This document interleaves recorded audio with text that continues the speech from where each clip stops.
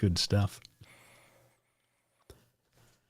Today's guest is the author of Oh Fuck, It's Me, a raw, no bullshit look at projection, intimacy, and unconscious patterns in relationships. He's here to share insights from 20 years working in psychotherapy. Please welcome Chad Taylor. Thanks for being here. Oh, thanks for having me here. It's so nice to hear a fellow Aussie voice on there. Yeah, you said you've been doing a lot of podcasts. You're speaking to a lot of Americans. A lot of Americans, a lot from the UK. I think this is the fifth one I've recorded today. Oh, wow. Wearing my voice out. It's meant to be my day off from therapy. You're a wanted man. Fun. It's Many nice. years ago, I went and did a speakers program, and I flew over to San Diego, and I did Brian Tracy's Speakers Academy. And I was learning about speaking in public, but also what you've got to do to take care of your voice. And through going to Brian's program, I met another gentleman by the name of Bob Korf. And Bob Korf is a celebrity voice coach, and he coaches people like Samuel L. Jackson, Channing Tatum, Oprah Winfrey. And he started to share with me ways to care for the voice.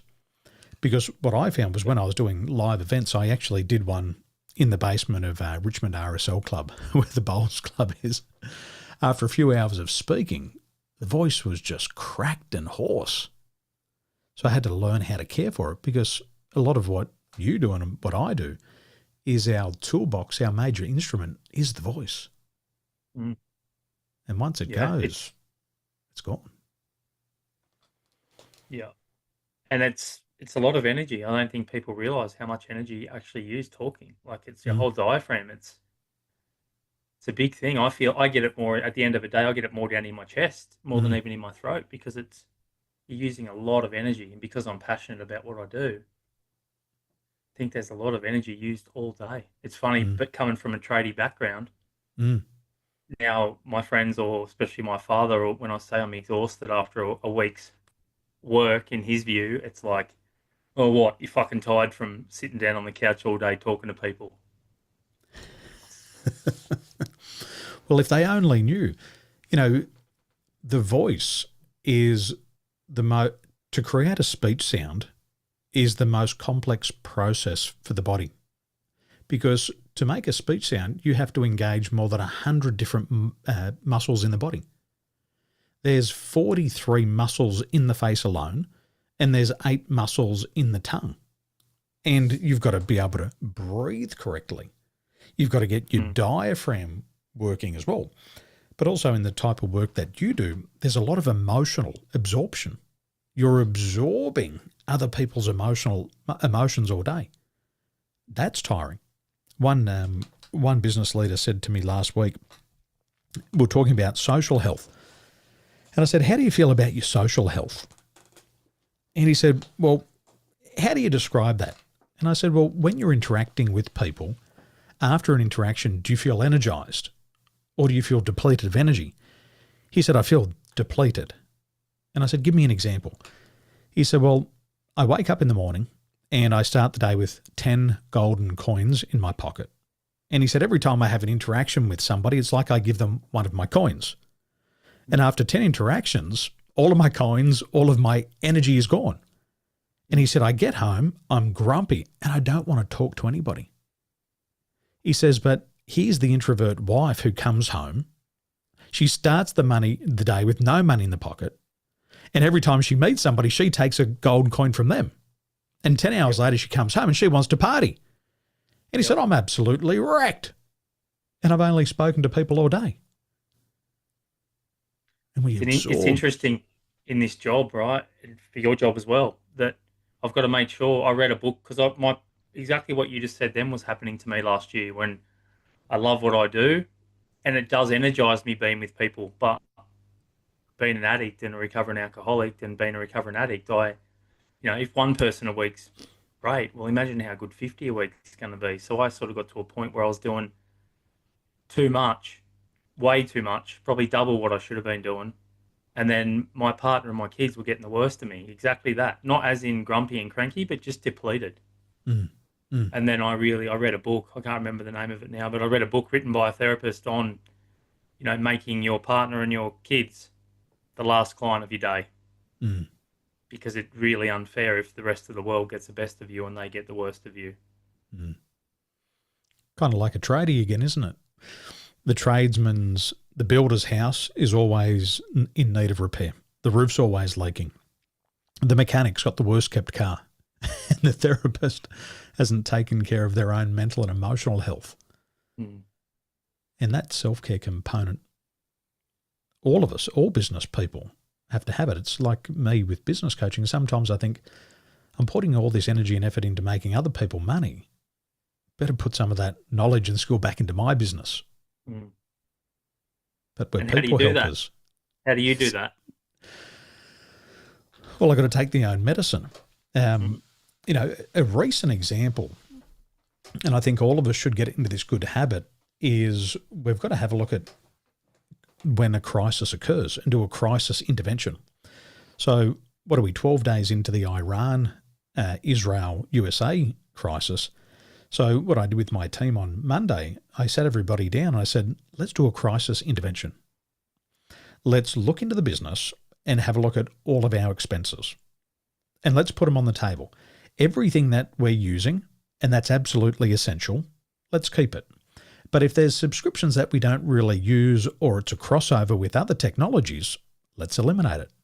Because if we can get into a good practice today of reducing the costs of goods sold in the business, it means if the crisis comes and touches us, we can survive longer. Mm. And so this is the thing that I tell my clients to do all the time when there's a crisis. And so to answer the question is, we took the medicine for ourselves this week. Well done. And it's quite interesting that when you start to apply it to your own business, you go, oh, wow, this shit works. Exactly like me trying to, it's hard to self-therapize yourself, but, I'm a big proponent. I tell the clients as soon as they walk in, a new client, hey, just let you know before we start, I'm regularly in that chair. Mm, I go to therapy once a week because I feel like I have a responsibility to do that for mm, myself, for my kids, for my partner, and for my clients. mm, Because I think a lot of good people have ruined themselves by being, the top of the food chain in whatever field, mm, and not having that, not having that mentor or that person you look up to that's further along the journey. And I understand, like, as we progress in age, we're going to get to the point where we possibly might be the oldest person in the room. Not mm, yet, thankfully, for either mm, of us.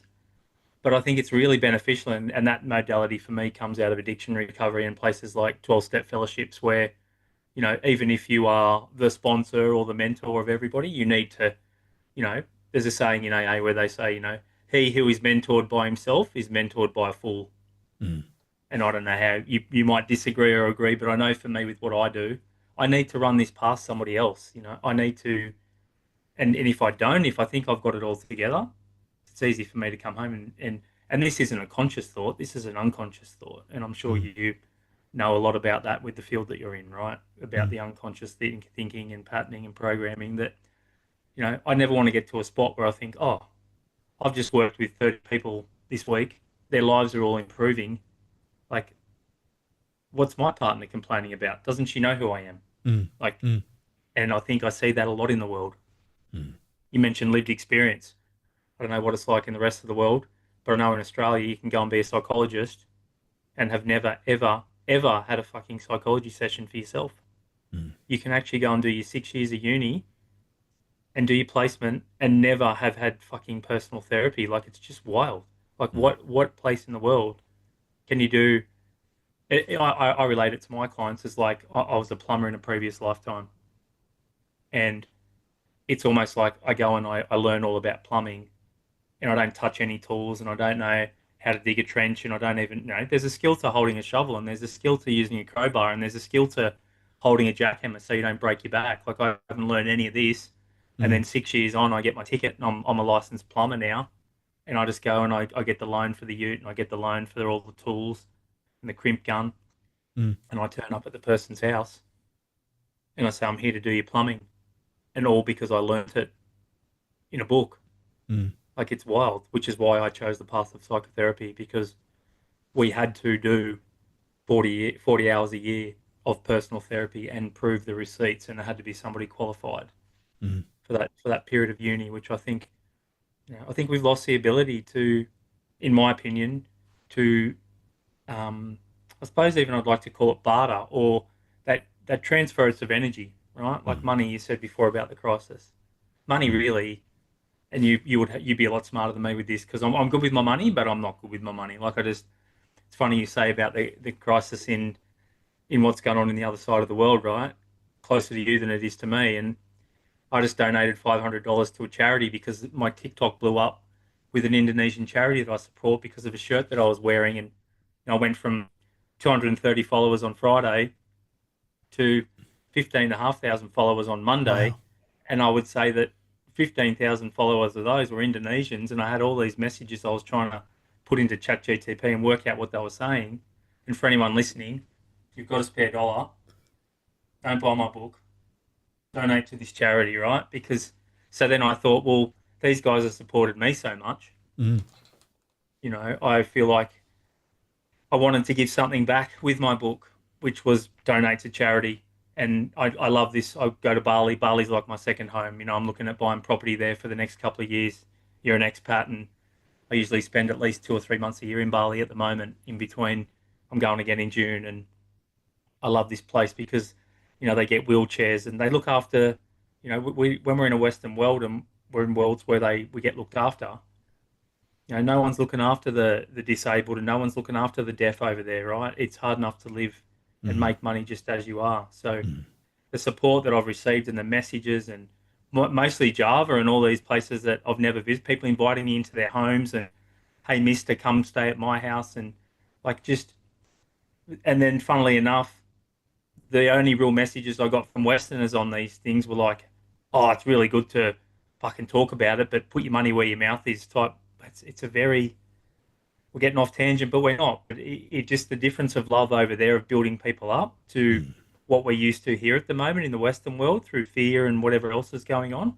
I think maybe they've lived in fear of poverty and that for so long that they've realised that we've got to build people up. Where we're just going into that through the crisis, as you're talking about, right? We haven't really suffered. We think we Never. have. Me and you haven't. Well, I know I have.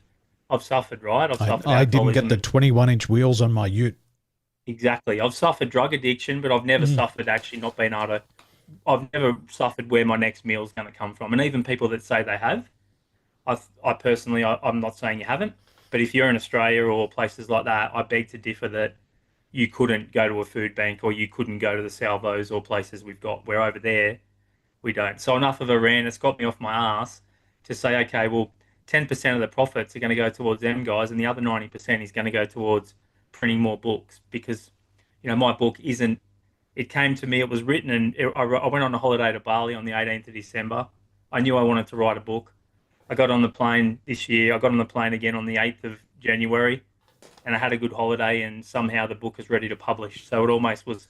It's funny that it was created in Bali and then here this has happened. Like I had it wasn't really a publicity stunt. It was just me trying to sell my book on TikTok. Mm. And all of a sudden they resonated with the it's a pretty bright shirt, right? A pretty cool design. And they just started sharing it and following it. So it's amazing how so for me that was the universe saying, all right, you wanted to know what charity to put it into. I was Mm. thinking, will I give it to AA? Will I give it to drug and alcohol rehabilitation for teenagers? Will I give it to this? Will I give it to that? Um, so it's sort of, yeah, so the movement is, for me, it's like it's got me more passionate now. So where I'm going with that is I could probably do with a bit more, be smart about your money because I'm just like, oh, $500 here to these guys. But I also trust that I'm doing okay, right? I Mm. live I don't long for much. I'm far from rich. I live in a nice little house here on the south coast of New South Wales in Australia where I can walk to the beach and walk to the lake and have a swim in my lunch break and I don't, I've lived the other life and I know what's important for me. Mm. It's a big difference, isn't it? When Aussies travel, sometimes they just go into the airport, into the nice hotel. And it's travel, it's not even tourism. But when you live there for longer periods, you start to open your eyes because you start to go down the back streets. You start to go into some of the provinces And you realize what life is like for a lot of people. It's like when I lived in Dubai, I lived on Sheikh Zayed Road. That's the $1 billion strip. And I was right there, and everything is shiny. Everything's like a diamond. Everything's clean. But you just go a couple of streets back, and it's like the Bronx. But everybody just sees the $1 billion strip. And you start to see how some of these men live and work. I remember 2007 when I first went there, I was out in a place called Gantoot. And Gantoot is on the border of Abu Dhabi and Dubai. And I was out there coaching wakeboarding. So we're on a private waterway. The Sheikh had spent $6 billion to build it, and it was ours to use. And so we'd go up and down in our boat.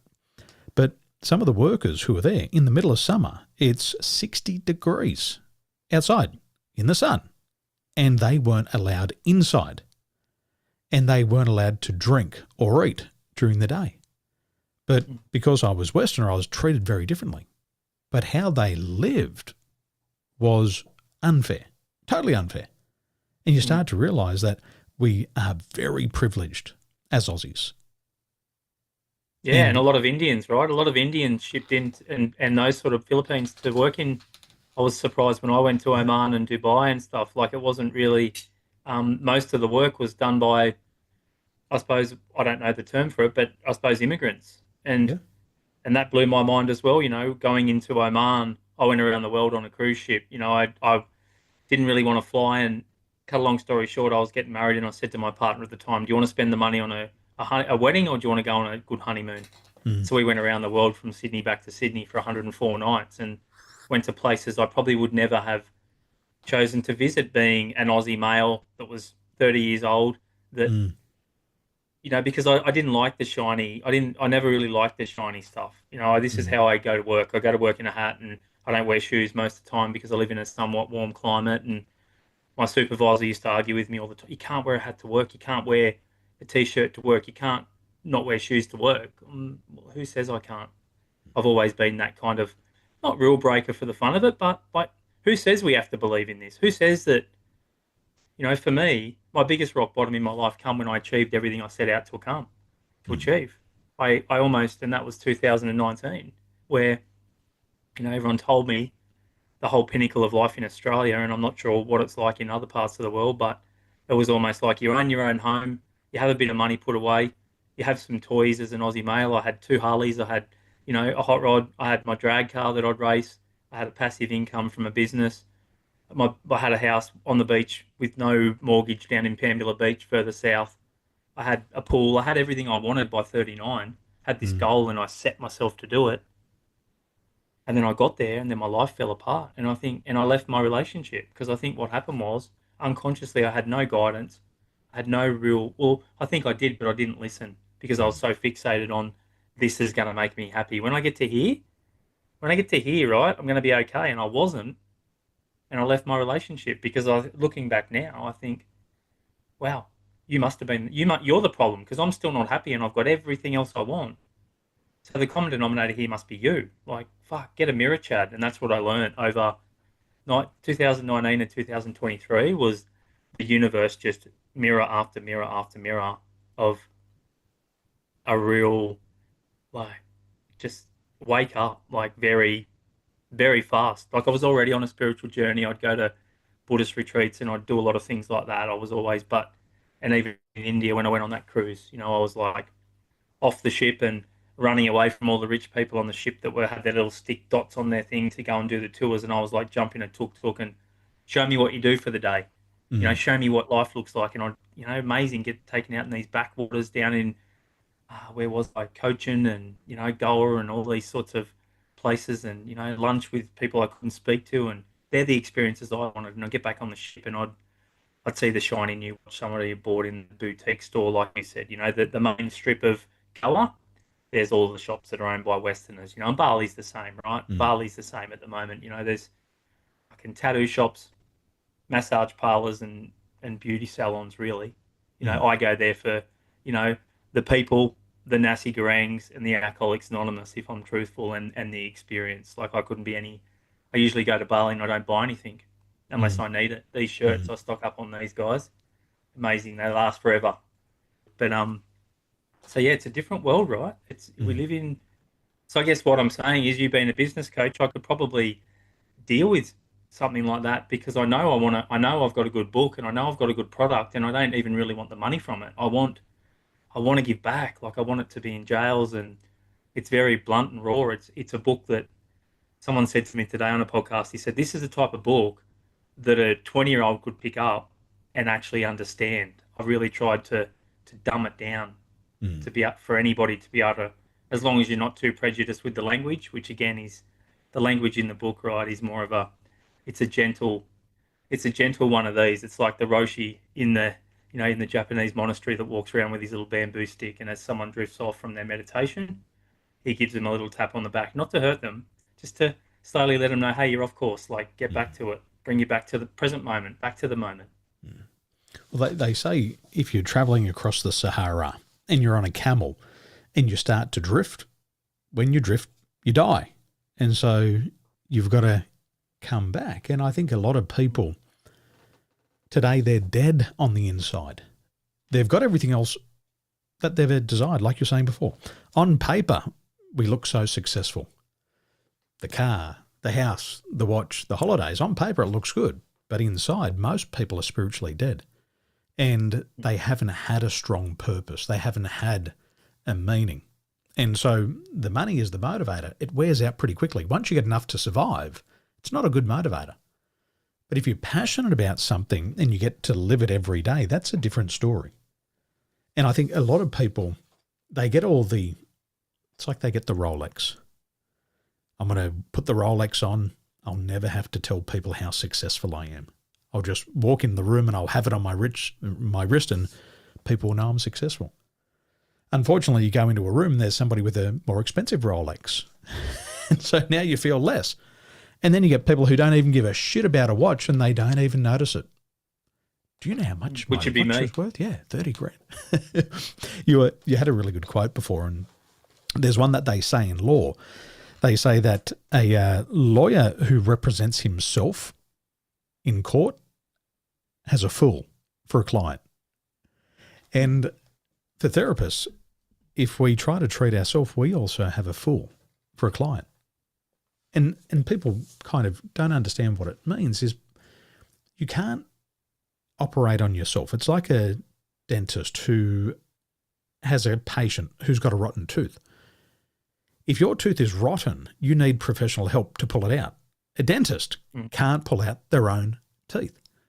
Just like the tradesman who shows up to your property and he's got all the gear, but he's never done a day's work in his life. He's never going to get the job. And we've got to take care of ourselves. And I think what people don't understand is that emotions are contagious. And I should ask, have you ever trained in NLP before? Yeah, I didn't train in it, but I've done a short course on it. I'm very interested in that whole concept of. I mainly follow guys like Joe Dispenza, and I'm actually coming to Switzerland to do one of his retreats in September. And Bruce, Bruce Lipton, who I've seen a few times live, and Greg Braden, and yeah, so the same sort of philosophy, right? But I haven't actually trained in it. So in NLP, we're trained to match and mirror people. We're trained to build rapport. And in coaching and counselling and psychotherapy, what we're taught to do is to create an unconditional positive regard, which is to create a safe space for the client so that they can express themselves freely without judgment. And to get there, we've got to build rapport. And rapport is a process of responsiveness between my nervous system and your nervous system. And whatever you're feeling, I'm going to feel also.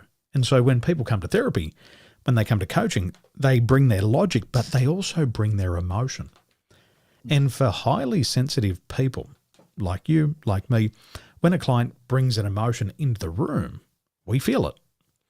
But when that client brings in 10 emotions and the next one brings in another 10 and the next one brings in another 10, at the end of the day, you've got 100 emotions that didn't originally belong to you, but they now do. And what happens is our nervous systems sync up. They align. And we absorb the emotion. And that's what creates exhaustion in this type of work. Mm. And if we're not constantly releasing those, it's like eating food, drinking your favourite coffee or Coke, and never brushing your teeth. You get plaque building up on the back of your teeth. You get emotional plaque in the body. And we have to learn to release it as well. And I think it's important for all therapists to also have a coach, to be able to dissociate, Definitely. to release, because it definitely does trigger things in us that we haven't resolved yet. 100%. Anybody that goes into this field that doesn't admit that needs a lot more therapy. Yeah. It's like projection, which you talk about. A lot of it shows up in coaching.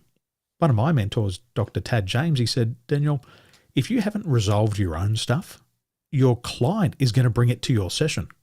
And they're going to bring it up and you're going to start to squirm in your chair and think, shit, that's my story. That's my bullshit. And if you haven't dealt with it or in the process of dealing with it, the client gets stuck. And I've seen this.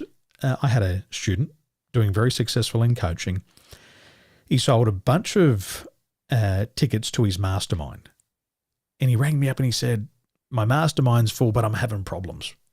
I said, what's the problem? And he said, people are dropping out non-stop. I said, okay, so they've started.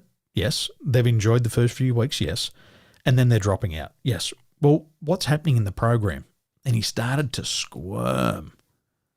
And I said, just shoot me straight. What's happening in week 6 of the program? And he's squirming and he's beating around the bush. And I said, just give it to me straight.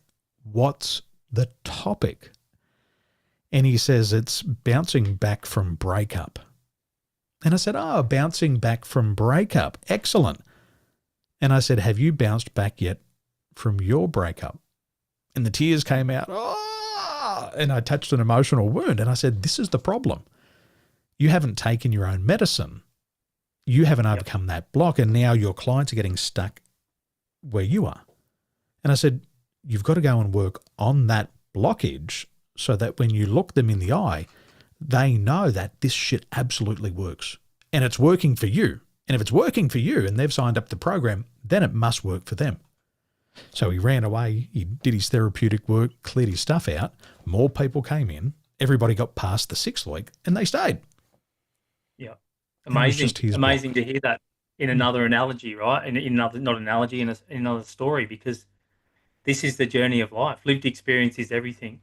I went to uni purely to get the piece of paper. Yes, I learned ethics and I learned responsibilities and I learned a lot, but I think the lived experience of bouncing along the rock bottom in many different topics for me is what makes a good therapist, and owning that and continually working on it, not realizing that you are going to get triggered and things are going to come up.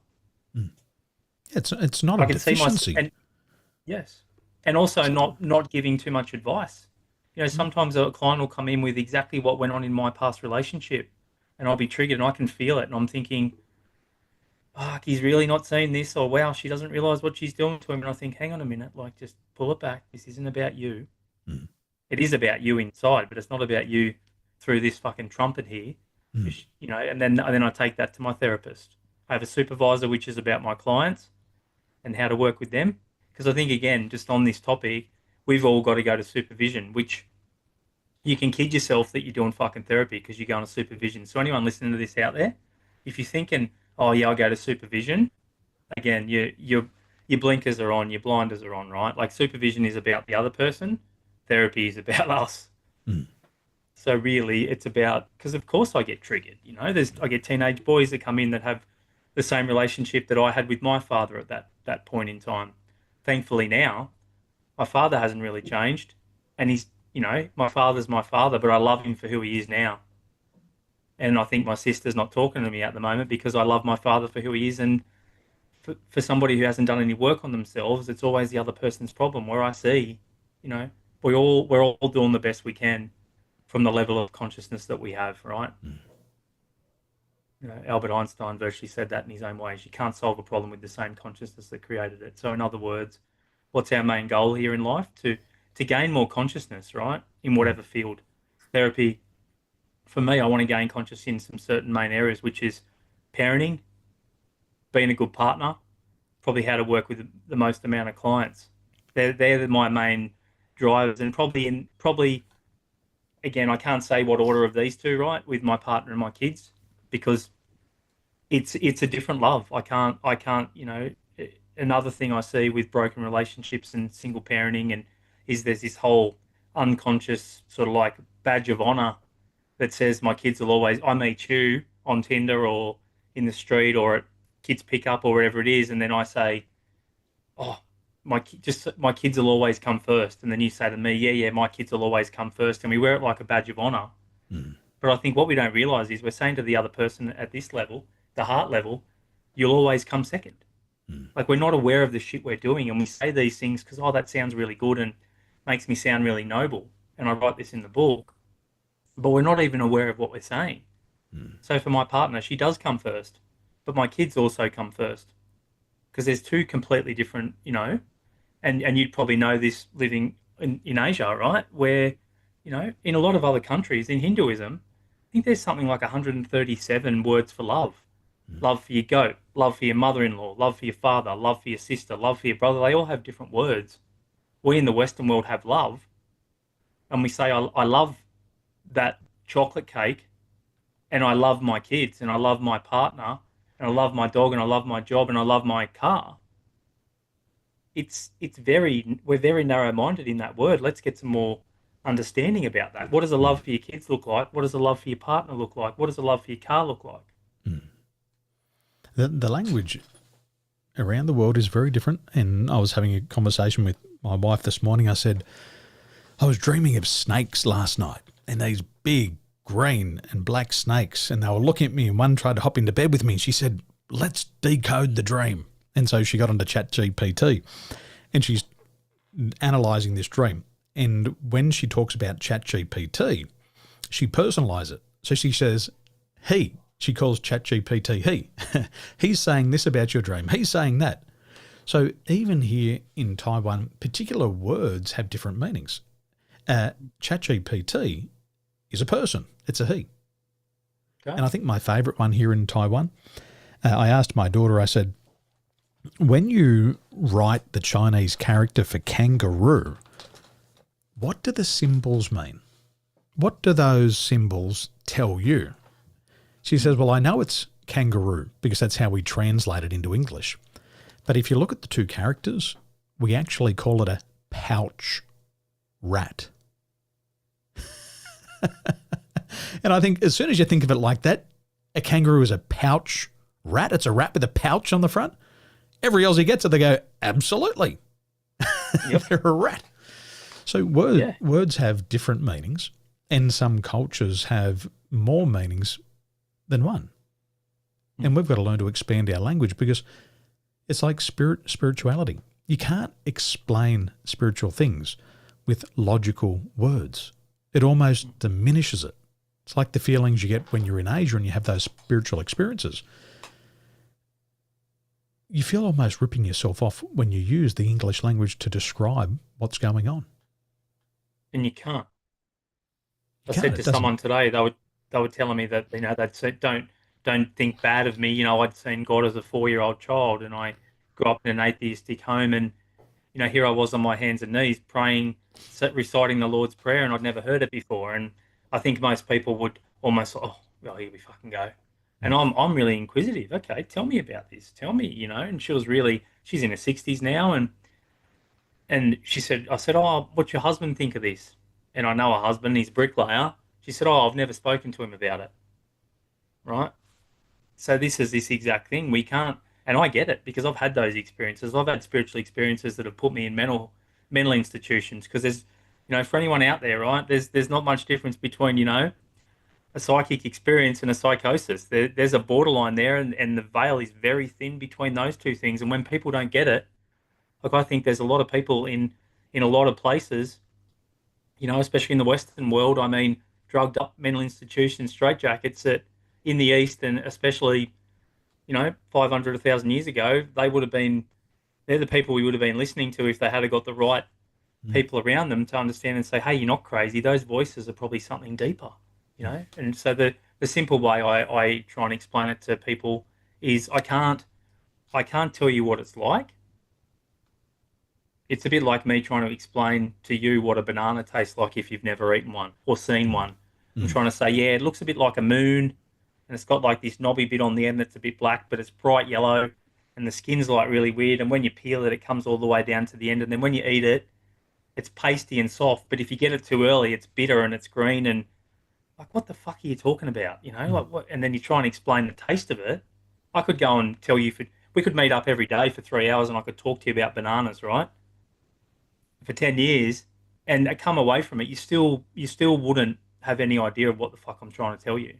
Mm. Where if you'd eaten a banana, if I had this amazing banana and I said, yeah, Daniel, try this. As soon as you had the first bite, you'll be like, oh, now I know what you're talking about. And Well, you're it's a not bit allowed like to that with make eye contact spirituality. with me when you eat it. 100%, you know?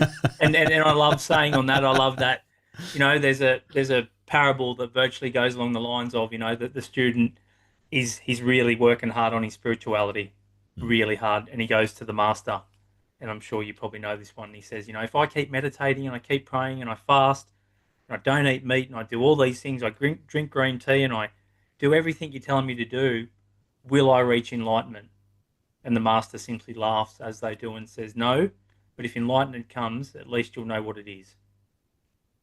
And that's a bit like the reason I think we need to have a bit of cognitive understanding of it so that when it does come, we've got people closest to us that go, yeah, fuck, like, yeah, you're seeing lights, or you're so swamped you're on the ground and you can't get up, or all this emotion's coming up, or it's like Mm. it's okay. It's not, it's okay. It's just you go in between that veil of here and there, and who knows how far that goes.